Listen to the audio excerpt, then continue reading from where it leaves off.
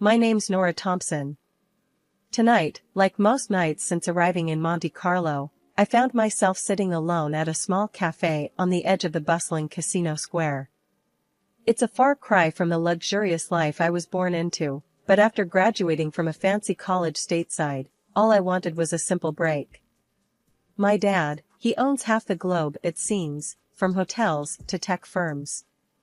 I use my mom's last name, though, to keep things real, to keep the vultures at bay. The night was cooling off when he walked in. Daniel looked like he owned the place, or at least like he thought he did. Swaggering over with a confidence that I guess comes from wearing a suit that costs more than most people's rent, he pulled out the chair opposite me without asking. "Mind if I sit?" he finally said after already sitting down. His smile was all charm, probably practiced. "Looks like you're already sitting," I replied, barely looking up from my coffee. He chuckled, the sound a bit too smooth. "I'm Daniel. And you are?" "Nora," I said curtly, giving him a quick once-over.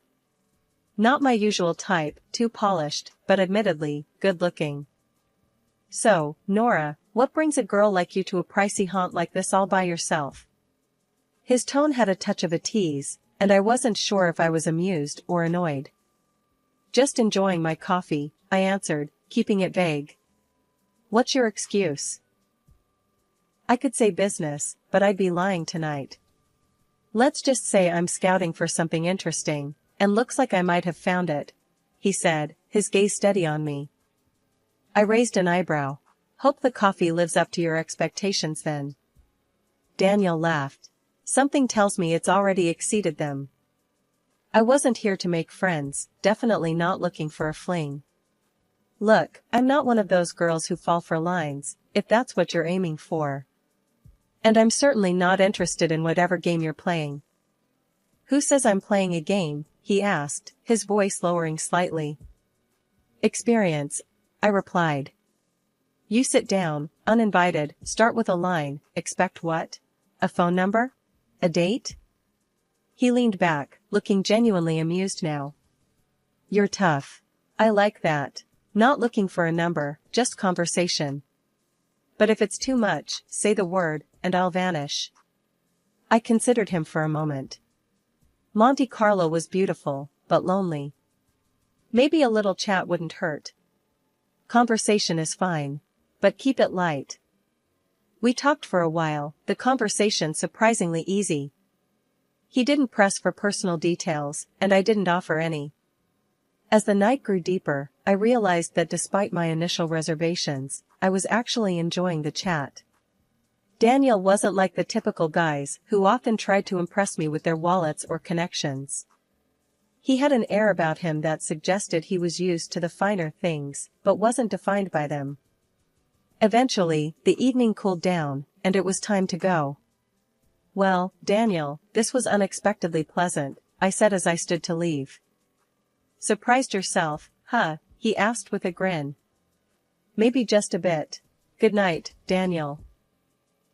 As I walked back to my apartment, his words echoed slightly in my mind. Monte Carlo was indeed full of surprises, and perhaps, just perhaps, I'd stumbled upon one tonight.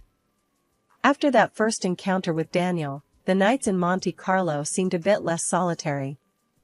He had a knack for popping up wherever I was, whether I was checking out the local markets during the day or having a late dinner by myself.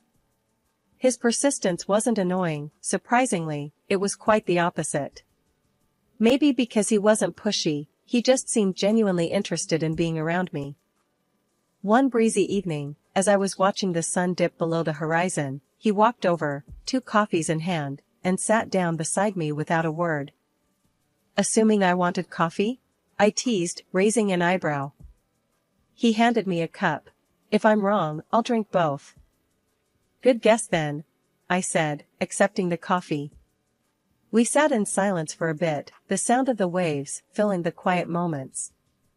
"You never told me what you do back in the States," Daniel finally broke the silence. "Didn't think it mattered," I shrugged. "I work. Right now, I'm just enjoying not working." "Fair enough," he chuckled. "Everyone's got a story, though. Don't you think?" Over the next few days, we fell into an easy routine. Daniel showed me parts of Monte Carlo I hadn't explored yet. We talked about everything and nothing, movies, books, our favorite foods. He loved to argue about the best James Bond actor, staunchly defending Daniel Craig, while I was all about the classics like Sean Connery. One day, as we were strolling along the beach, he stopped suddenly and looked at me seriously, a look I hadn't seen before. "Nora, I know I'm just some guy you met at a cafe, but these past weeks have been, I don't know, different. Better. Because of you." I stopped too, unsure how to respond. Feelings were not what I planned on dealing with here. "Daniel, I like hanging out with you, I do. But this is just a break for me. I'm not looking for complications." He nodded slowly, taking a deep breath. "I get it. No pressure. Just know that I'm here, okay? And I think you're pretty amazing." Days turned into weeks, and my time in Monte Carlo was drawing to a close. Daniel and I spent more and more time together, and what started as casual walks and talks turned into late-night dinners and early morning breakfasts. It was the last thing I expected, falling for someone under the Mediterranean stars. Then, one evening, he dropped a bombshell. "Come back with me, Nora. Work at my company in the States. I know it's sudden, but I don't know, I just think it could be great." The idea was crazy. Completely insane. And yet, part of me was tempted. Tempted by the adventure, by the idea of taking this whatever it was, and seeing where it could go. Moving back to the States felt like stepping into an alternate universe. Daniel's offer wasn't just a job, it was an invitation into his life, and suddenly, I was living in an ordinary apartment in an ordinary part of town, playing the role of an ordinary girl who'd lucked out. My father, however, had different ideas about ordinary. He showed up unannounced one afternoon, just as I was unpacking my last box. His booming laugh filled my small living room as he stood in the doorway, towering and larger than life. "Nora. Hiding out in plain sight, huh?" He chuckled, giving me a big hug that almost crushed my ribs. "So, tell me about this decision. This guy must be something special for you to up and move like this." His tone was light, but I could tell he was probing, doing his fatherly duty, to sniff out any trouble. I sighed, sitting down on the couch. "His name's Daniel. He's different, Dad. He doesn't know about all this," I said, waving vaguely around, implying the wealth and the complicated strings that came with it. Dad sat down next to me, his expression serious now. "Nora, you know you can't keep that a secret forever. If he's going to be part of your life, he should know who you are." "I know, Dad. I want to be sure about him before I complicate things. Thanks for looking out for me, though." He ruffled my hair like he used to when I was a kid. "Always, kiddo. Just remember, if you need anything, I'm just a call away. And I've got eyes everywhere," he added with a wink. The next few weeks were a whirlwind of adjusting to my new job and new life. Daniel was a constant presence, supportive and as charming as ever. But there was an edge to him now, a sort of sharpness that came with the responsibilities he carried. One night, over a quiet dinner at my place, Daniel brought up a topic I'd been dreading. "Nora, when do you think I'll get to meet your parents? I feel like I'm missing a big part of your life." I paused, the weight of the moment settling over me. "Well, my mom passed away a long time ago, and, my dad's just a regular trucker. We're not exactly on speaking terms right now." Daniel frowned, a hint of concern crossing his face. "I'm sorry to hear that. But you know, whenever you're ready, I'd like to meet him. Family is important." I nodded, appreciating his sentiment, but knowing full well the reality of my father's world, a world I wasn't ready to introduce Daniel to just yet. Life with Daniel moved at a pace I never expected. We were already blending our lives together, my job at his company was going great, and we were getting deeper into our relationship.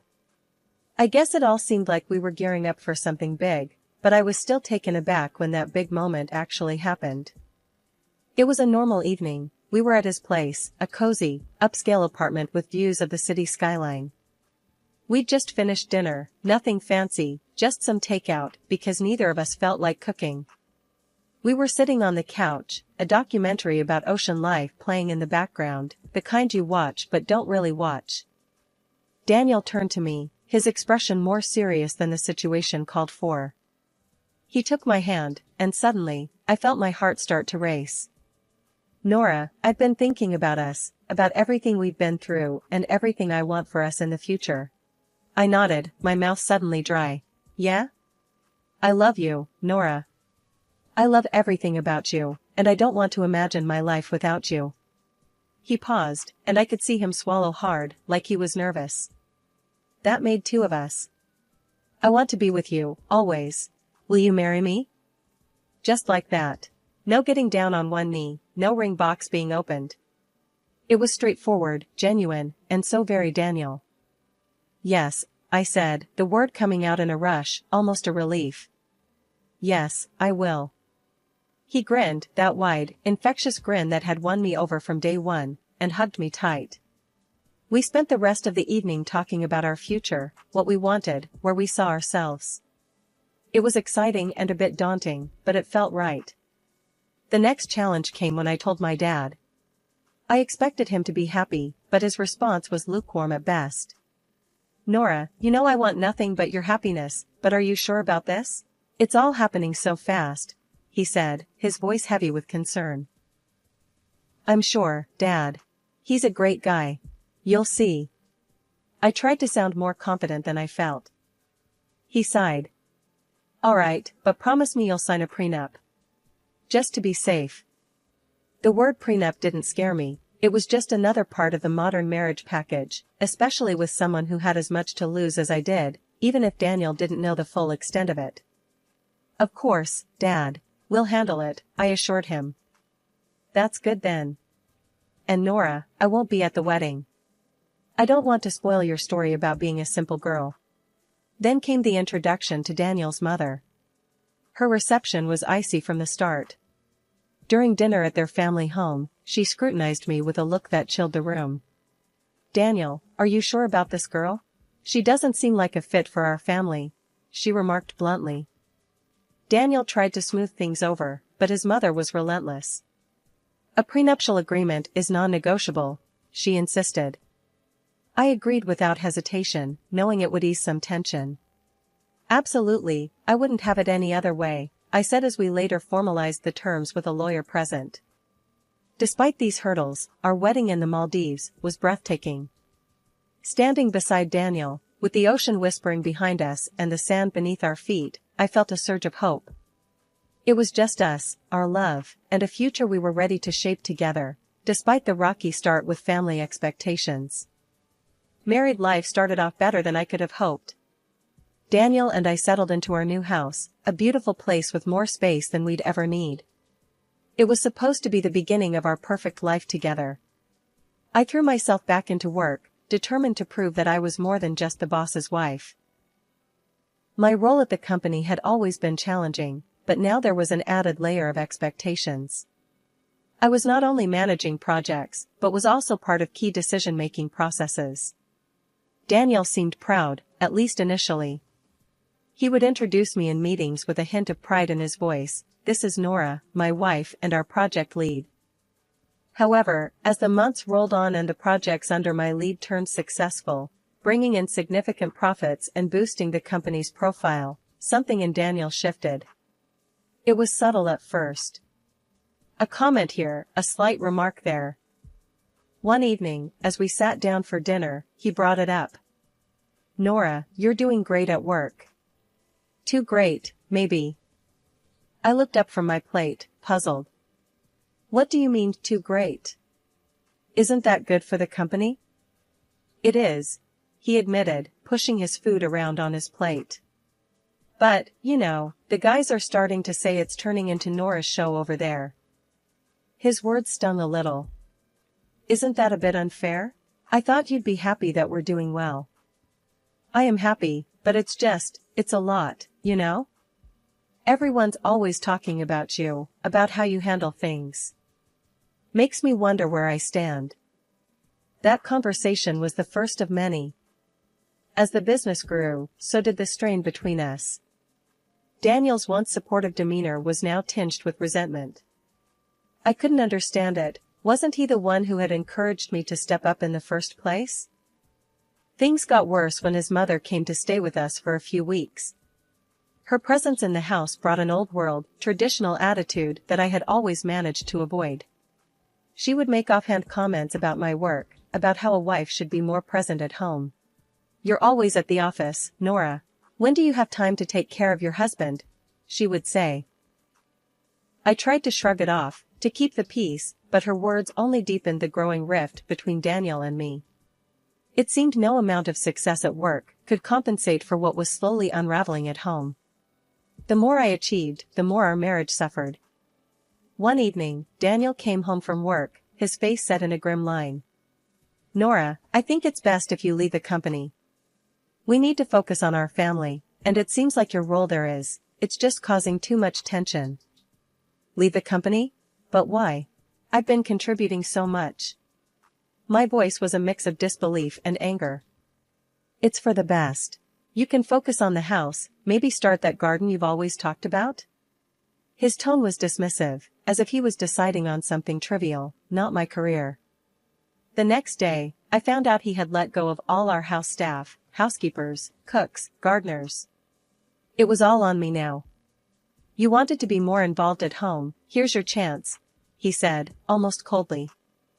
I wasn't scared of housework, but the way this was thrown at me felt wrong. This wasn't the loving, caring man I married, this was someone else, someone very intolerant and controlling. His mother, staying with us at the time, seemed to relish the situation. "It's good for a wife to focus on her home," she would say, smirking slightly whenever Daniel talked about my new role as a full-time housewife. As I adjusted to this unexpected turn in my life, I couldn't help but feel ashamed. Ashamed that I hadn't seen this coming, ashamed to admit to my father that maybe he was right about Daniel. When Daniel suggested a trip to Monte Carlo, to maybe light up what was left of our spark, I was hesitant but hopeful. That hope died quickly when his mother announced she'd join us. "It's been ages since I've traveled," she declared loudly, as if it were a decree that couldn't be opposed. Daniel, of course, welcomed her with open arms, not once considering what I might think. We rented a small house in Monte Carlo, which was charming but costly, and it quickly became my prison rather than a retreat.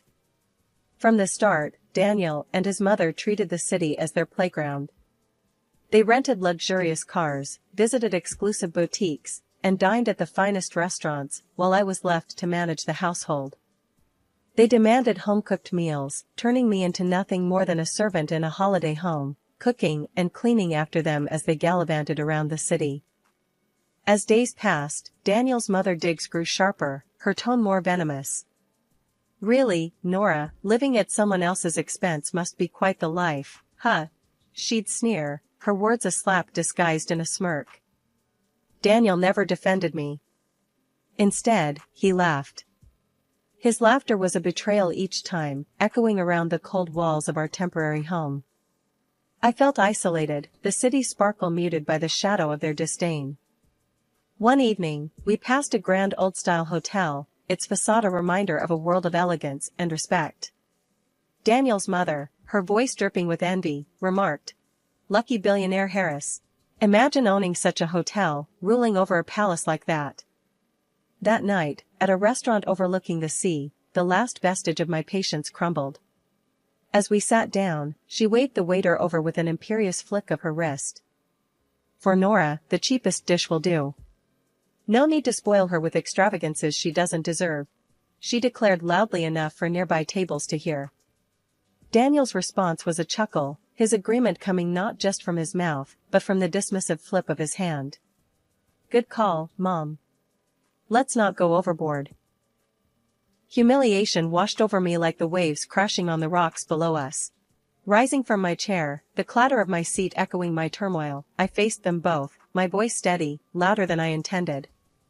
"I will not tolerate this any longer," I declared, my hands trembling, but my resolve firm. I am divorcing you, Daniel. The cold air of Monte Carlo was nothing compared to the chill of betrayal as I walked away from the restaurant. Daniel and his mother, rather than coming to apologize, followed me out with insults. As I quickened my pace, my mother-in-law's voice rang out sharp and clear. Just look at her, a beggar, unworthy of my son. My heart raced, but before I could get far, Daniel caught up and grabbed my purse from my shoulder, his fingers clenching it tightly. This is my money, Nora. Go on, get out on all fours if you have to. His voice was laced with contempt as he yanked the purse away, leaving me stunned on the sidewalk. Beside him, his mother laughed cruelly, her eyes gleaming with malice. Maybe now you'll learn to beg in Monte Carlo, since that's all you're good for.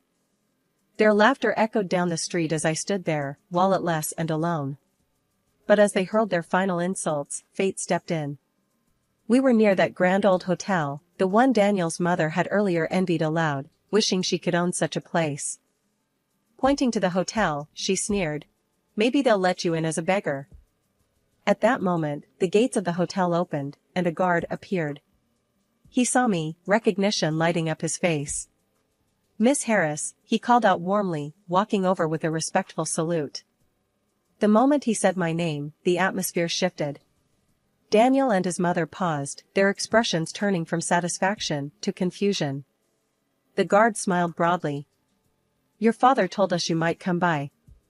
Please, this way. The best room is always reserved for you, as per Mr. Harris's instructions.